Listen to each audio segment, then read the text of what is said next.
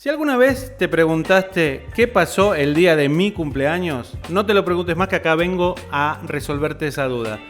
Y el día que nos compete hoy es el 30 de abril, que es el día 120 del año, 121 en los años bisiestos, por supuesto, y quedan 245 días para que se termine el año.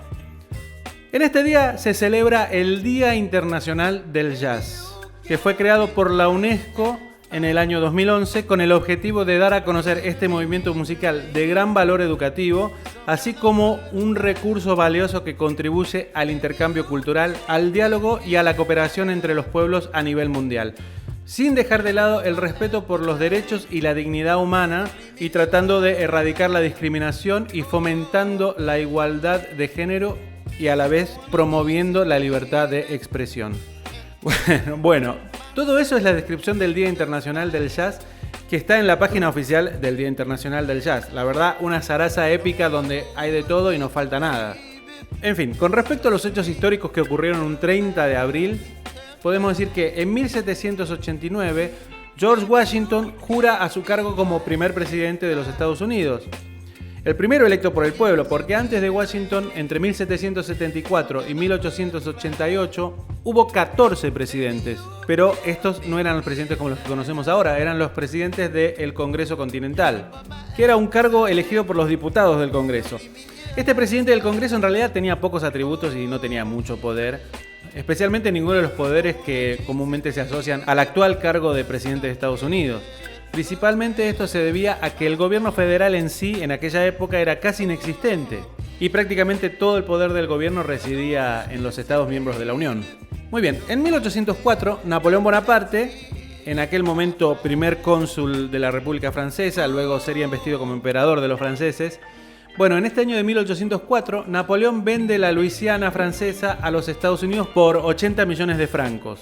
Y no vayan a pensar que la Luisiana francesa era el estado actual de Luisiana, no, para nada.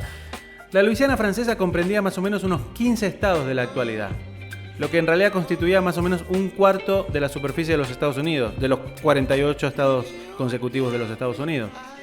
Para los franceses, Luisiana era un territorio distante, poco poblado, poco productivo y difícil de defender, por lo que la venta parecía lo más lógico. Además, en esos momentos, las colonias francesas del Caribe se estaban sublevando y los franceses necesitaban concentrar fuerzas en aquella región, que además era la más rentable de todo el imperio de ultramar francés, por las fortunas que producía el cultivo de la caña de azúcar. Bien, en 1945 las tropas soviéticas llegan a Berlín y ante esto Hitler, para no ser capturado, decide terminar con su vida bebiendo veneno junto a su esposa, con quien se había casado el día anterior. Bueno, eso dice la historia oficial, porque debido a que sus cuerpos nunca fueron oficialmente identificados, los servicios de inteligencia de los países aliados pasarían muchísimos años o décadas buscándolos por todos lados. Y finalmente, en el año 1961, en la base antártica Novolazarevskaya, que era una base científica soviética utilizada principalmente como centro meteorológico. Bueno, resulta que la sexta expedición a esta base, en 1961, solo contaba con un médico, Leonid Rogozov. Bueno, el 29 de abril a este médico le dio apendicitis. Y ya para el 30 estaba al borde de la peritonitis.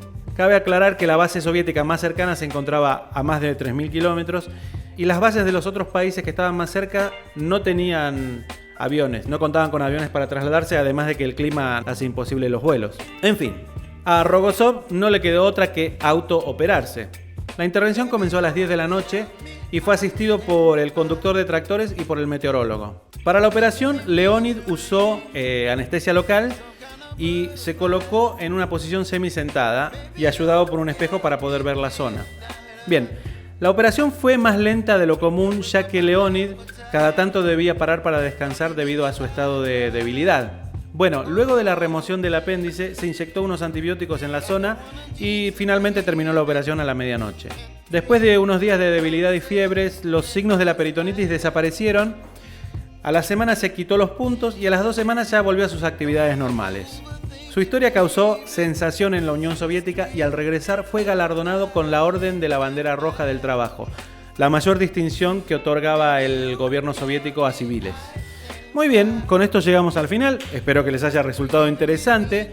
Ahora no solo saben lo que pasó el día de su cumpleaños, sino que además también tienen un montón de datos para sacarle conversación al futuro amor de sus vidas. Nos vemos la próxima. Chau, chau.